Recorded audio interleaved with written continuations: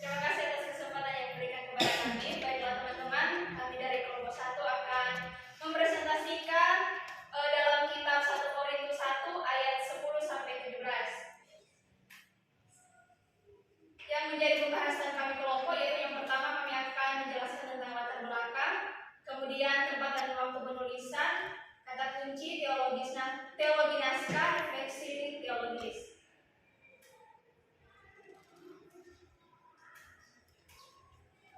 Pertama, latar belakang. Kota Korintus merupakan kota pelabuhan yang menghubungkan Yunani Utara dan juga Yunani Selatan. Nah, kota Korintus ini memiliki 2 pelabuhan, yaitu yang pertama di timur dan yang satu juga di pantai barat. Nah, pelabuhan bagian timur ini melakukan perdagangan kecil dengan Asia Kecil, sedangkan pelabuhan bagian barat melakukan perdagangan dengan Italia. Nah, jarak antara pelabuhan timur dan juga pelabuhan barat adalah 6 km. Sebagai pelabuhan Korintus menjadi pusat perdagangan dan industri, kota Korintus ini juga pernah dihancurkan pada tahun 146 sebelum Masehi. Pada tahun 44 sebelum Masehi, Korintus dibangun kembali oleh Julius Caesar. Ia kemudian menempatkan para veteran Roma dan budak-budak Kaisar di sana. Nah, pada tahun 27 sebelum Masehi, Korintus menjadi provinsi di Akhaya.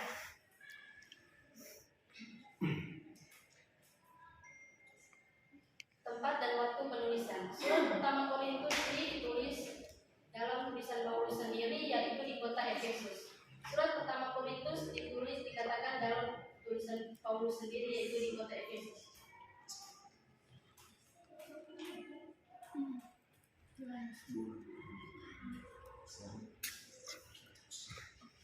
Kata kunci yaitu yang pertama perpecahan, yang kedua ploy, yang ketiga perselisihan, keempat disalibkan, kelima dibaptis, keenam mengutus, dan yang terakhir yaitu salib.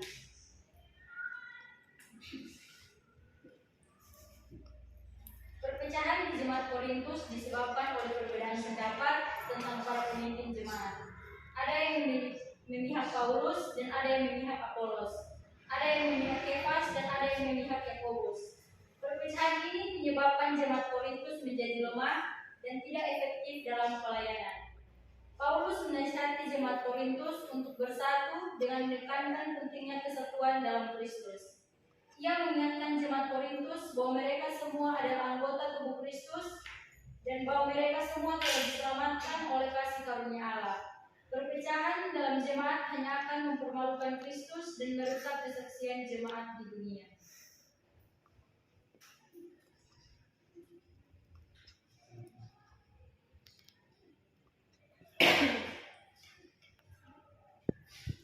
Naskah ini memiliki relevansi bagi kita sebagai umat Kristiani, bagi kita sebagai umat gereja.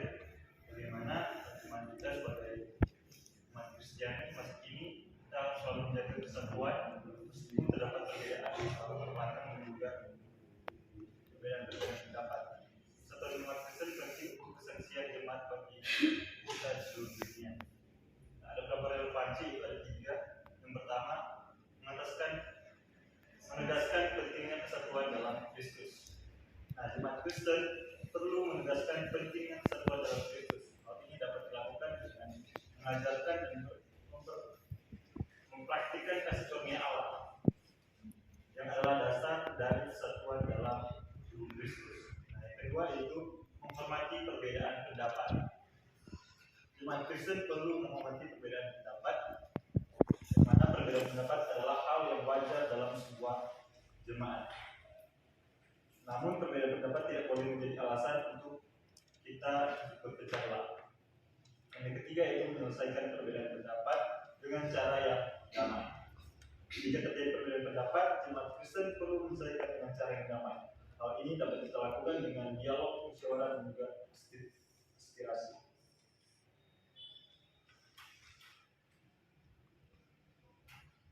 Teman-teman, itulah presentasi dari kelompok kami. Sekian dan terima kasih.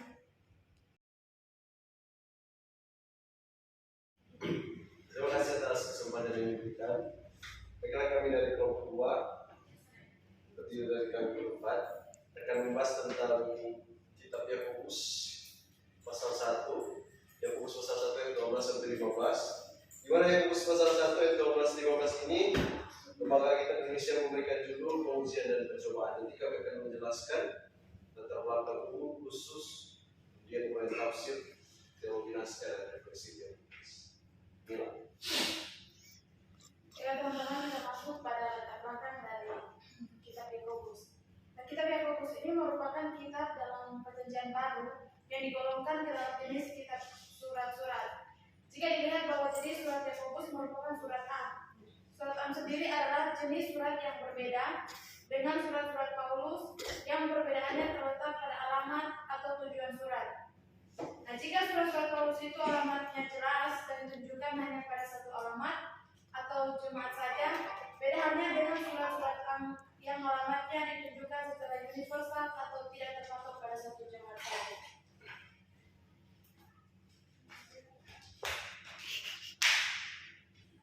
Selanjutnya dalam Yakobus 1 ayat 12-15 adalah ayat dalam Alkitab yang mengulas makna pencobaan dan dampaknya terhadap pelayan Tuhan di era modern. Ayat tersebut menggarisbawahi bahwa pencobaan adalah bagian dari kehidupan yang dapat menguji iman dan karakter seseorang.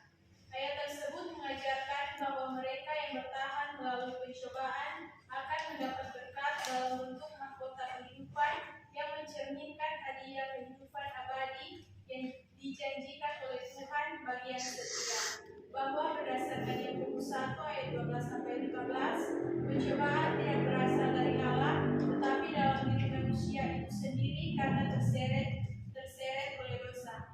Namun orang yang sanggup bertahan dalam ujian pencobaan akan bertumbuh kepada kehidupan yang sempurna dan kudus bersama dengan Allah. Oke teman-teman, kita akan masuk dalam uraian tafsir dari Yakobus 1 ayat 12 sampai 15. Teman-teman, ketika kita membaca Yakobus 1 ayat 12 sampai 15, di mana perikop ini tentang pencobaan dan pengujian. Nah, ketika kita membaca ayat 12 sampai 15, pertama yang kita dapati adalah pada ayat 12 itu dia berbicara tentang orang yang berhasil melewati pencobaan akan mendapatkan mahkota kemuliaan. Mahkota kemuliaan itu diartikan sebagai kehidupan yang kekal bersama Bapa di sorga. Tetapi ketika kita melihat ayat 13-14, di situ dikatakan bahwa Allah tidak mencobai manusia.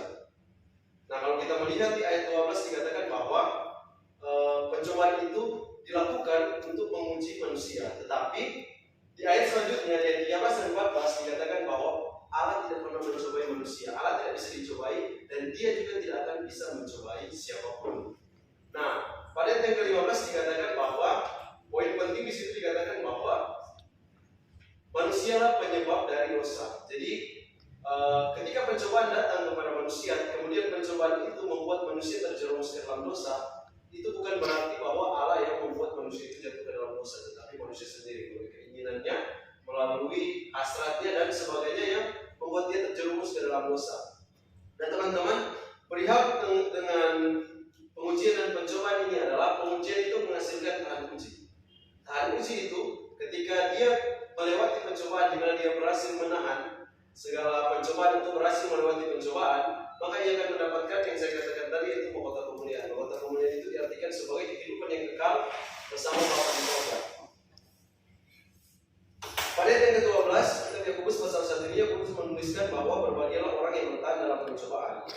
Seperti yang saya jelaskan tadi, arti dari pencobaan ialah ketika manusia dicobai dan ketika manusia itu berhasil melewati pencobaan itu. Nah, seperti yang saya katakan tadi, ketika orang membaca secara keseluruhan ayat 12 sampai ayat 15, seperti terlihat bahwa ada perbedaan antara ayat 12, 13, 14 dan 15, di mana ayat sebelum mengatakan bahwa ada pencobaan, kemudian ayat selanjutnya mengatakan bahwa Allah tidak mencobai manusia. Ya, memang Allah tidak mencobai manusia, tetapi ketika manusia di dalam pencobaan itu dan dia jatuh ke dalam dosa, itu adalah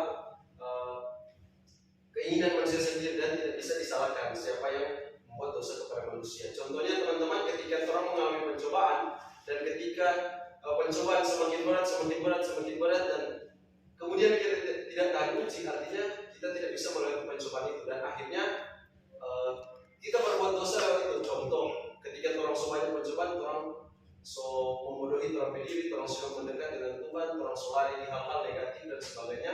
Nah itu dosa-dosa yang orang lakukan ketika orang ada dalam pencobaan. Nah itu tidak bisa kita menyalahkan siapapun, karena itu adalah keinginan orang. Ketika orang sudah tidak tahan dalam pencobaan, orang lari ke hal-hal yang negatif dan itu membuat orang berdosa. Tetapi orang harus ingat bahwa ketika orang menghadapi pencobaan, orang harus lebih mendekatkan diri kepada Tuhan, berdoa kepada Tuhan, meminta kita mampu untuk melewati ini. Dan pada ayat yang ke-12 dikatakan bahwa ada mahkota kemuliaan di belakang. Dan selanjutnya itu ada teologi naskah.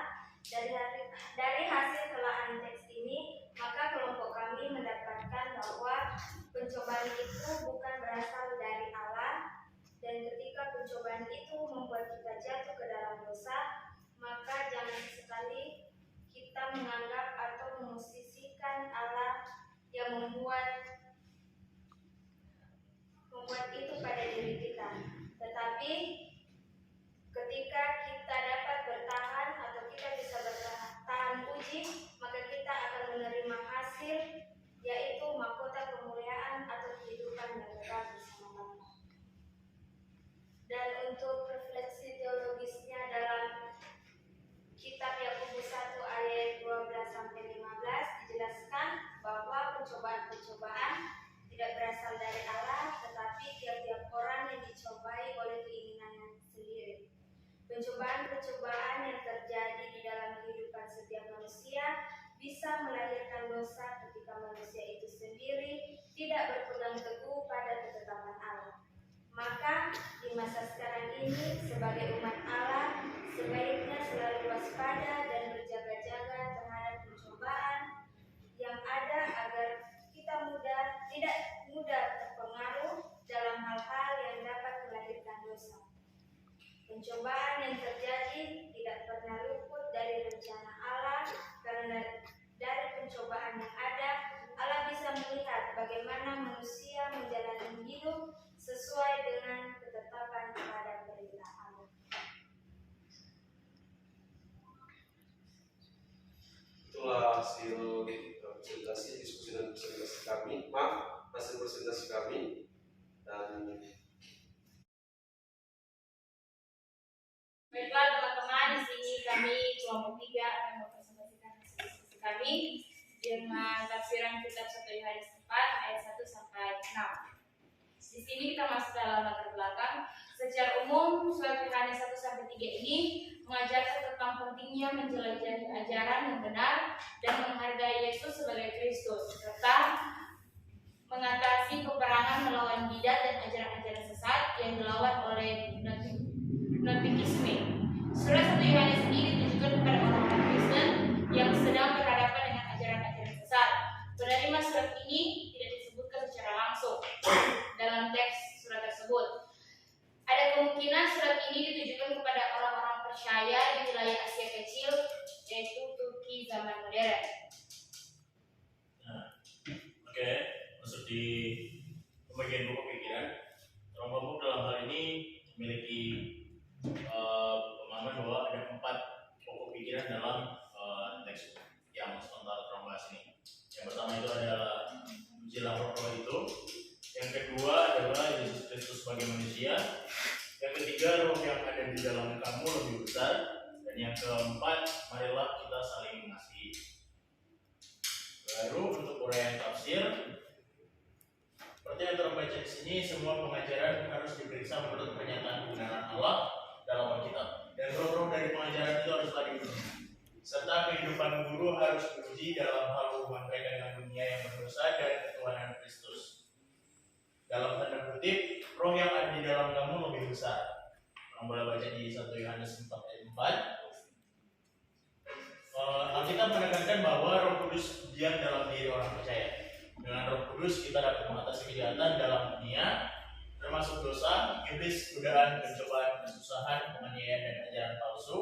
Dan dengan kemenangan kita dapat memenuhi kehendak Allah bagi Kita masuk dalam kata kunci.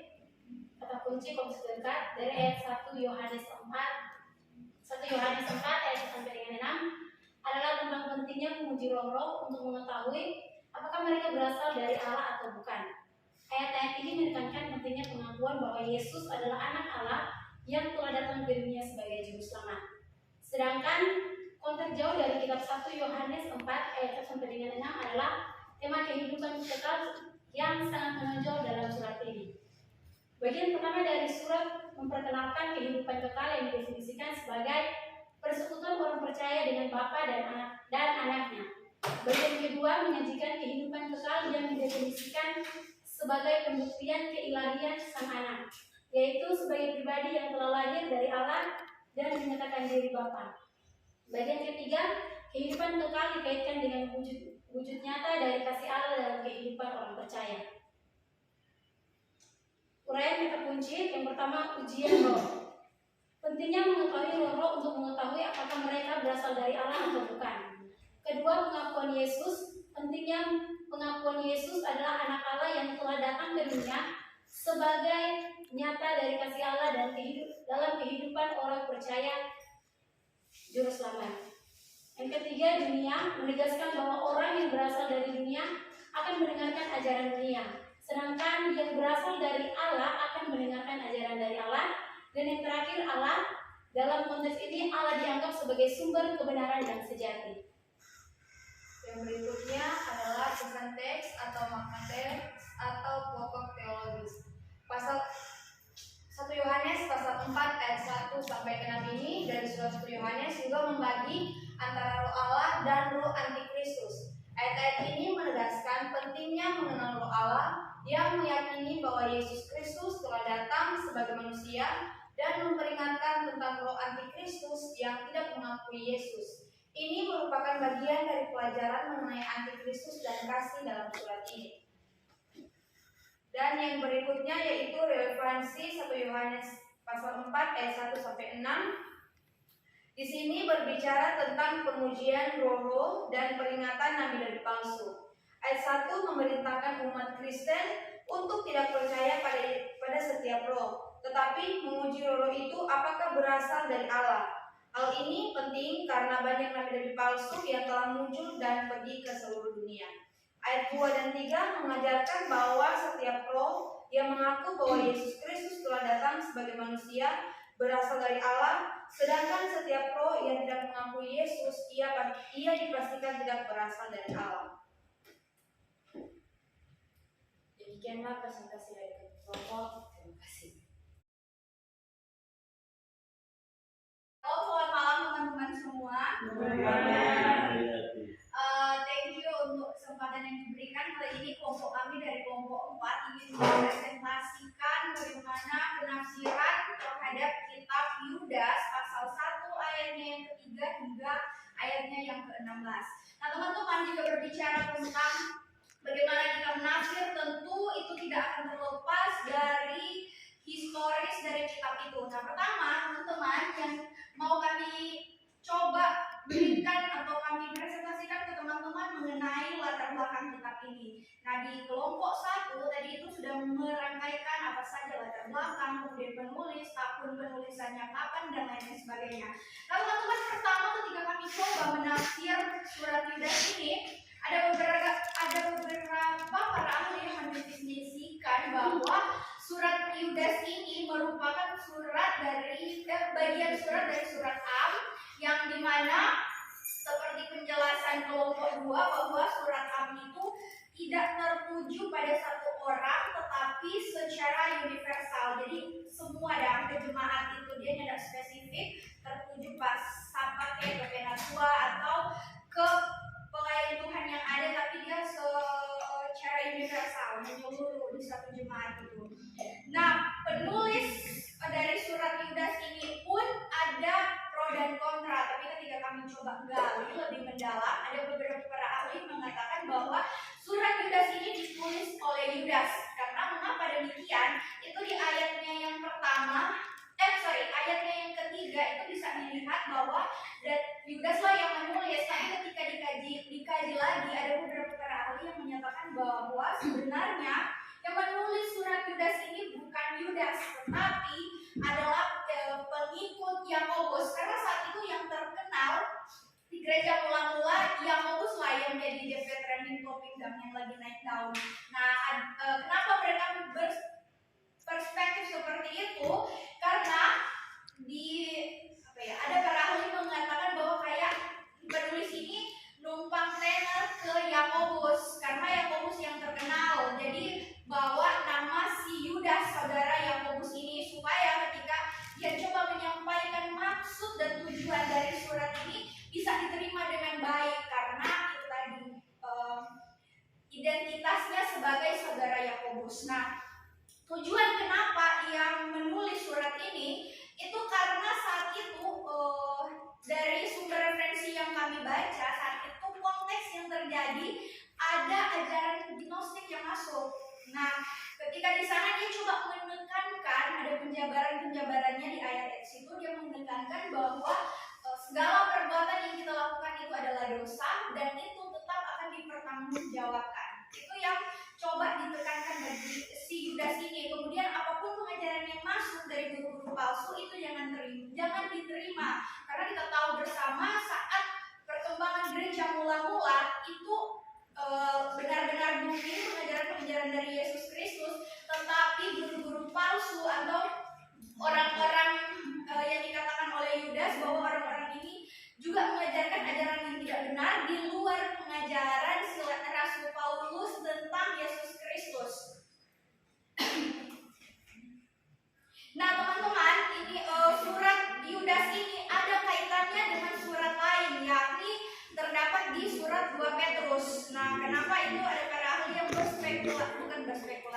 berpendapat bahwa ini surat Yudas bukan Yudas yang tulis, tetapi sekelompok orang yang pernah diajar atau dididik oleh Yakobus dan Petrus. Jadi mereka membentuk satu grup yang dimana orang-orang ini murid dari Yakobus dan Petrus. Nah, ini untuk pokok-pokok pikiran akan dijelaskan oleh rekan saya Vinka. Dipersilakan.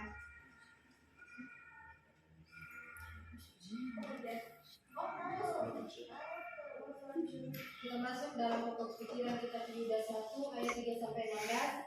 Hidup dan iman dan dosa tidak akan terlepas dari penghukuman. Apa yang kita percayai dan bagaimana kita hidup harus serasi. Yudas menulis surat ini kepada orang Yahudi dan non-Yahudi yang baru bertobat, yakni untuk meneguhkan mereka di dalam iman Kristen serta perilaku dan peragai yang benar-benar sesuai dengan dan sejalan dengan iman tersebut.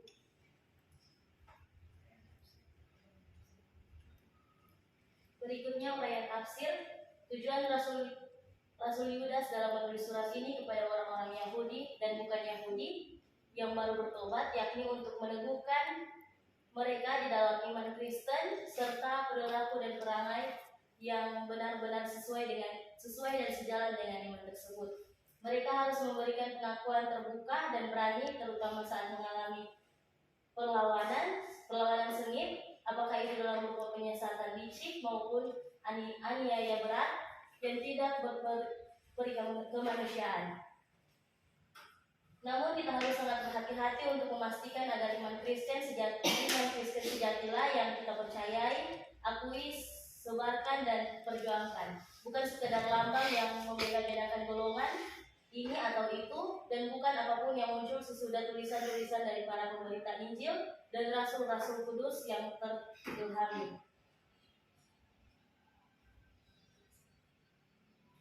Nah, teman-teman, sebagaimana yang kita ketahui bersama, ketika coba mau mengangkat teologi naskah dari surat Yudas ini, ada beberapa pertimbangan yang kelompok kami pertimbangkan karena ini cukup pelik ketika melihat surat Yudas ini terkesan belak-belakan menegur orang-orang yang baru bertobat saat itu, baik Yahudi maupun non-Yahudi. Jadi dia benar-benar tegas dan belak-belakan. Ini kayak berbeda dengan gaya penulisan dari si yang dikatakan dari si Yudas, dari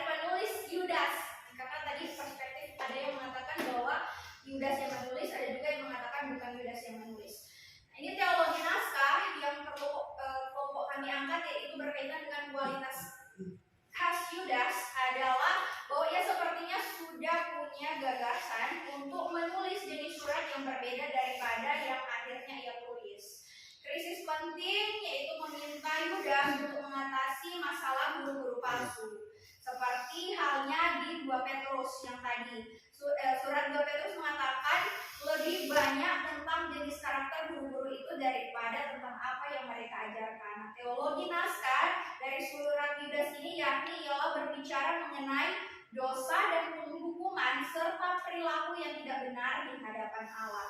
Untuk refleksi teologisnya, kita bisa lihat bahwa segala hal yang dilakukan, baik buruknya, bisa memberikan impact kepada kita, termasuk penghukuman dari segala dosa yang dilakukan oleh kita.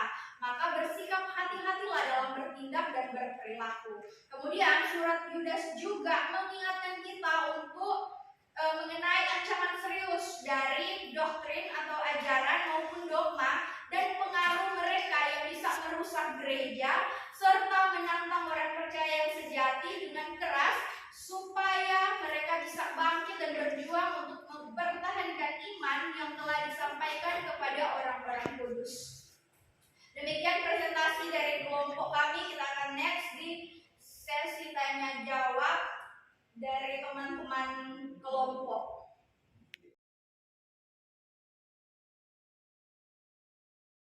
Oke, terima kasih atas kesempatan yang diberikan. Saya dari kelompok 2 akan bertanya ke kelompok 1, 3, dan 4. Saya akan bertanya ke kelompok 3. Kelompok 3 membahas tentang kitab Yohanes. Dan kitab Yohanes, kita tahu bersama bahwa dalam Perjanjian Baru ada 2 macam kitab Yohanes, yaitu kitab Injil Yohanes dan kitab Yohanes. Nah, yang jadi pertanyaan, apakah penulis kitab Injil Yohanes dan penulis kitab Yohanes itu sama? Dan apabila sama, Yohanes yang menulis ini apakah Yohanes murid Yesus atau Yohanes yang lain lah? Karena kita tahu bahwa dalam Perjanjian Baru itu nama-nama Yohanes, Yohanes, Petrus, Simon dan sebagainya itu kan ada banyak. Jadi supaya orang tahu dulu, sehingga orang akan paham. Kalau itu memang murid Yesus, berarti dia memang saksi mata dan sebagainya. Itu yang saya maksudkan. Terima kasih. Baik, saya dari kelompok 3 memberikan pertanyaan ke kelompok 2 dengan pertanyaan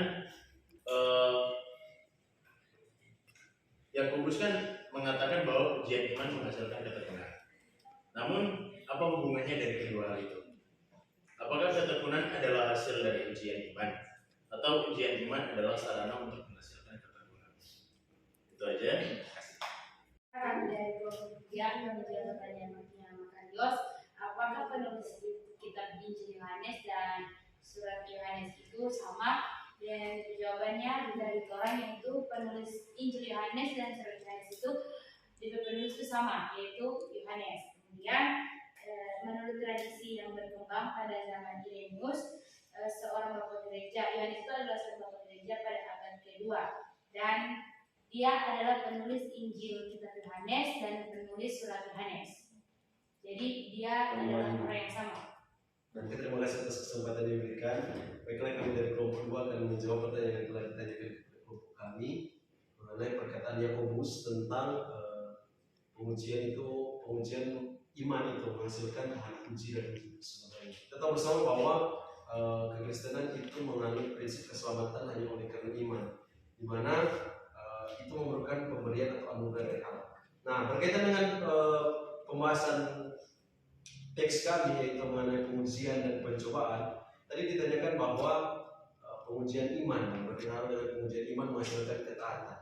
Nah, kita tahu bersama bahwa dikatakan pada ayat yang ke-12 bahwa ketika orang itu berhasil tahan uji atau orang berhasil melewati pengujian itu, orang akan mendapatkan mahkota kemuliaan. Artinya bahwa ketika orang berhasil melewati itu berarti itu wujud atau mencerminkan kebesaran iman kita atau besar iman kita itu. Dimana dengan kata lain seperti yang saya katakan tadi waktu presentasi bahwa ketika kita dalam pencobaan dan kita tidak lari ke hal-hal negatif, kita malah mendekatkan diri dengan Tuhan, itu menandakan bahwa iman kita itu sudah besar, dan itu menandakan bahwa kita berhasil melewati ujian karena kita memiliki iman yang besar sehingga kita bisa tahan melewati segala ujian. Jadi ujian itu menghasilkan ujian iman itu menghasilkan ketaatan. Memang benar, karena ketika kita diuji dan diuji, maka kita akan menghasilkan yang namanya tahan uji, dan tahan uji itu sama dengan ketaatan. Jadi walaupun orang diuji tetap orang taat kepada Tuhan. Walaupun orang dalam kesusahan, misalnya ujian itu berupa kesusahan bagi orang, tetap orang akan setia kepada Tuhan meskipun orang ada dalam pencobaan atau ada dalam pengujian, tetap orang akan setia kepada Tuhan. Jadi seperti yang dikatakan tadi, itu pengujian iman menghasilkan ketaatan dan keturunan yang memang benar.